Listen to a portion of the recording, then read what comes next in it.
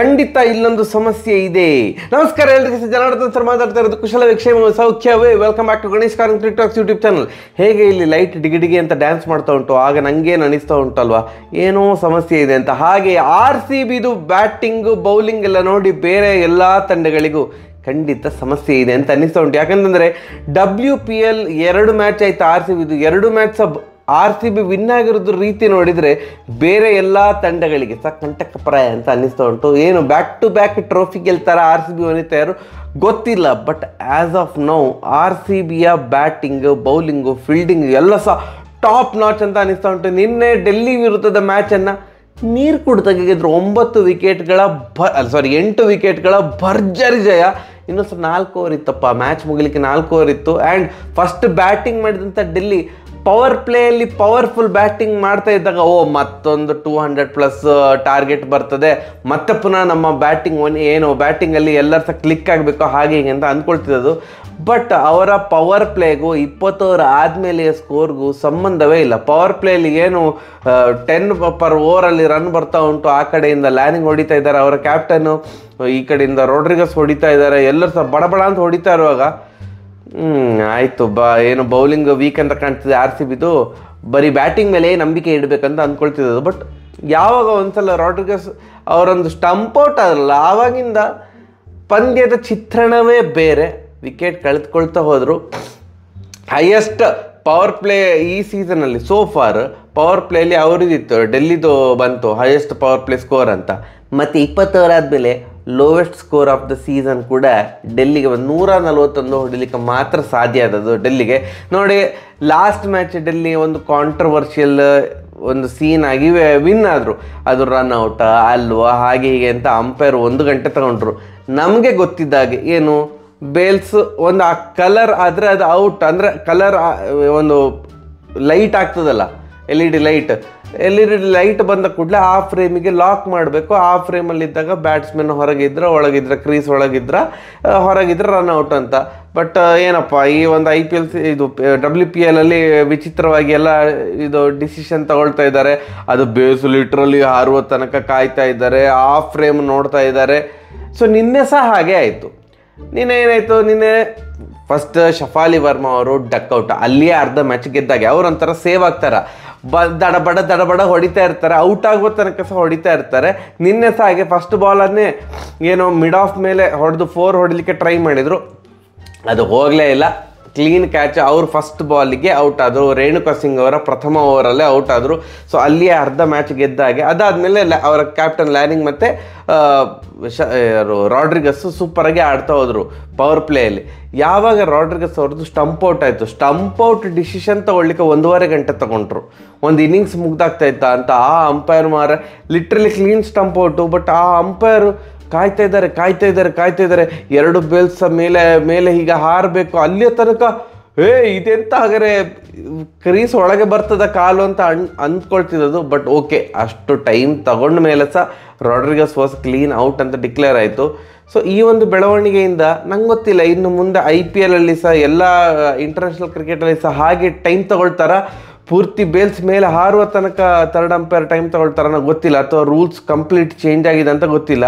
ನಾನು ಈವನ್ ನಮ್ಮ ಜಾನಿ ಸರ್ ಇದ್ದಾರಲ್ಲ, ಅವರ ಒಂದು ವಿಡಿಯೋಸ್ ನೋಡಿದೆ. ಅವ್ರು ರೂಲ್ಸ್ ಹೇಳಿದ್ದಾರೆ, ಅಂದರೆ ಬೇಲ್ಸ್ ಹಾರುವ ತನಕ ಕಾಯ್ಬೇಕು ಹಾಗೆ ಹೀಗೆ ಅಂತ. ಬಟ್ ಇಲ್ಲಿಯ ತನಕ ಥರ್ಡ್ ಅಂಪೈರ್ ಎಲ್ಲ ಆ ಥರ ನೋಡ್ತಾ ಇರಲಿಲ್ಲಲ್ಲ, ಅಥವಾ ಇನ್ನು ಮುಂದೆ ಚೇಂಜ್ ಆಗ್ತದೆ ಗೊತ್ತಿಲ್ಲ.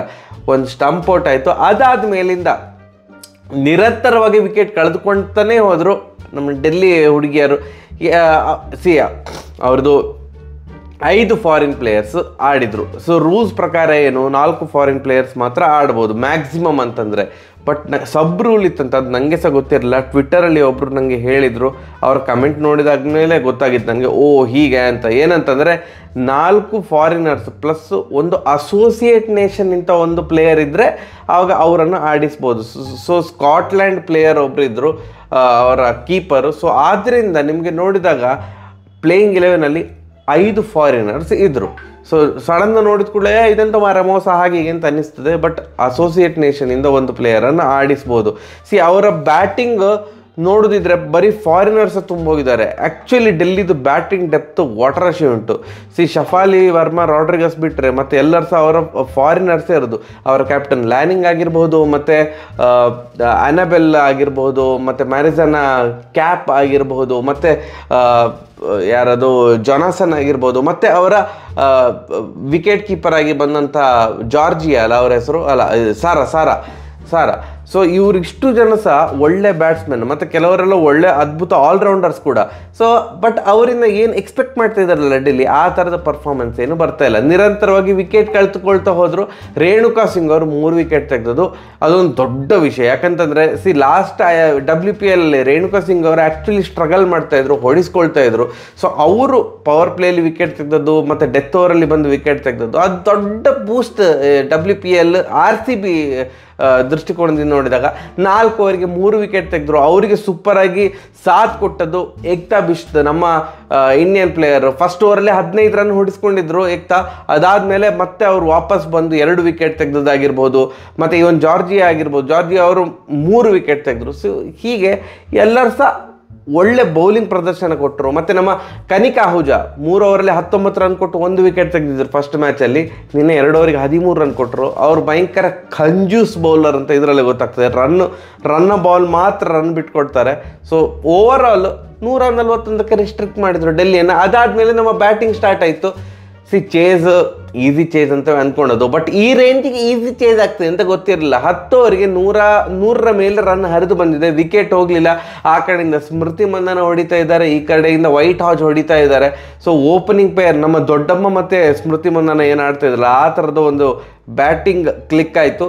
ಸ್ಮೃತಿ ಮಂದನ ಇನ್ನೇನು ನಾವು ನಾಟ್ಔಟೇ ಇರ್ತಾರೆ ಅಂತ ಅಂದ್ಕೊಂಡು, ನಾಟ್ಔಟ್ ಒಂದು 90 ರನ್ ಹೊಡೆದು ವಿಜಯ ಸಾಧಿಸ್ತಾರೆ ಅಂತ ಲಾಸ್ಟಿಗೆ ಅದು ಯಾವುದೋ ಒಂದು ನಾನ್ಸೆನ್ಸ್ ಶಾಟ್ ಹೊಡಲಿಕ್ಕೆ ಹೋಗಿ ಔಟ್ ಆದರು. ವೈಟ್ ಹಾಜ್ ಅವರು 42 ರನ್ ಹೊಡೆದು ಔಟ್ ಆದರು.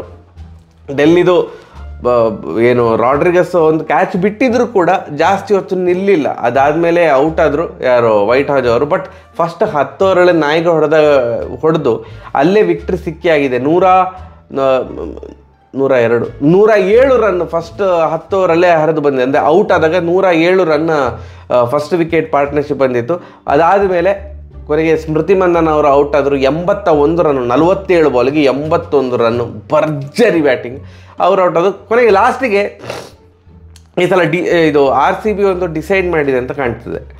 ವಿನ್ನಿಂಗ್ ರನ್ಸ್ ಅವರ ಕೀಪರ್, ಅದು ನಮ್ಮ ಕೀಪರ್ ರಿಚಾ ಘೋಷ್ ಅವರೇ ಹೊಡಿಬೇಕು, ಅದು ಸಹ 6 ಆಗಿರಬೇಕಂತ ಡಿಸೈಡ್ ಆಗಿದೆ ಅಂತ ಅನಿಸ್ತದೆ.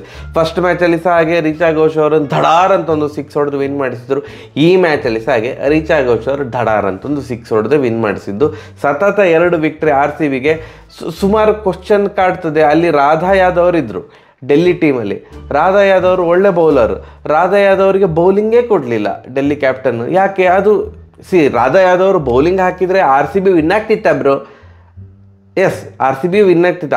ರಾಧಾ ಯಾದವ್ ಅವರು ಬೌಲಿಂಗ್ ಹಾಕಿದ ಕೂಡಲೇ RCB ಸೋಲ್ತಿತ್ತ ಅಂತ ಕೇಳಿದರೆ ಅದಕ್ಕೆ ಆನ್ಸರ್ ಇಲ್ಲ. ಬಟ್ ಯಾಕೆ ಬೌಲಿಂಗ್ ಕೊಡಲಿಲ್ಲ ಅನ್ನೋದೊಂದು ಕ್ವಶನ್ ಮಾರ್ಕ್. ಯಾಕಂತಂದರೆ ಒಂದು ಬೌಲರ್ ಇದ್ದಾರೆ, ಬೌಲರ್ ಹತ್ರ ನೀವು ಬೌಲಿಂಗ್ ಹಾಕಿಸ್ತಾ ಇಲ್ವಲ್ಲ. ಅಥವಾ ಫಾರಿನ್ ಕ್ಯಾಪ್ಟನ್ ಆಗಿರೋದ್ರಿಂದಾಗಿ ಅವರ ಮನಸ್ಸೆಲ್ಲ ಫಾರಿನ್ ಪ್ಲೇಯರ್ಸ್ ಮೇಲೆ ಇರ್ತದ. ನಮ್ಮ ಇಂಡಿಯನ್ ಪ್ಲೇಯರ್ಸನ್ನು ಸ್ವಲ್ಪ ಕೆಳಗಡೆ ನೋಡ್ತಾರ, ಅಂದರೆ ಓಕೆ ಅಂತ. ಅಥವಾ ರಾಧಾ ಯಾದವ್ ಅವರು ಇಂಜುರಿ ಆಗಿದ್ರ ಅಂತ ಡೆಲ್ಲಿ ಮ್ಯಾನೇಜ್ಮೆಂಟ್ ಈಗ ಉತ್ತರ ಕೊಡಬೇಕು. ಇಲ್ಲ ಇದ್ರೆ ಅದೊಂಥರ ಕಾಂಟ್ರವರ್ಸಿ, ರಾಧಾ ಯಾದವ್ ಅವರಿಗೆ ಯಾಕೆ ಬೌಲಿಂಗ್ ಕೊಡಲಿಲ್ಲ ಅಂತ. ಈ ಒಂದು ಜಯದೊಂದಿಗೆ ಮತ್ತೆ ಪುನಃ RCB ಪ್ರಥಮ ಸ್ಥಾನದಲ್ಲಿ ವಿರಾಜಮಾನರಾಗಿದ್ದಾರೆ. ರನ್ ರೇಟ್ ಒಳ್ಳೆ ಉಂಟು, ಪಾಯಿಂಟ್ಸ್ ಡೆಫಿನೆಟ್ಲಿ ಒಳ್ಳೆ ಉಂಟು. ಸೊ ಹೀಗೆ ಆಡ್ತಾ ಇದ್ರೆ ಖಂಡಿತ ಪ್ಲೇ ಆಫಿಗೆ ತೇರ್ಗಡೆ ಆಗ್ತದೆ. ಅಲ್ಲಿಂದ ಸೆಮಿಫೈನಲ್, ಫೈನಲ್ ಗೊತ್ತುಂಟಲ್ಲ ಅಂತ ಹೇಳಲಿಕ್ಕೆ ಹೋಗುದಿಲ್ಲ. ಈ ವಿಡಿಯೋ ಎಂತ ಅನಿಸಿತು, ಮ್ಯಾಚ್ ಎಂತ ಅನಿಸಿತು ಅಂತ ಕಮೆಂಟ್ ಸೆಕ್ಷನ್ ತಿಳಿಸಿ. ಸರಿಯಾಗಿ ಬರುವ ನಮಸ್ಕಾರ. ಖಂಡಿತ ಸಮಸ್ಯೆ ಉಂಟು ಇಲ್ಲಿ.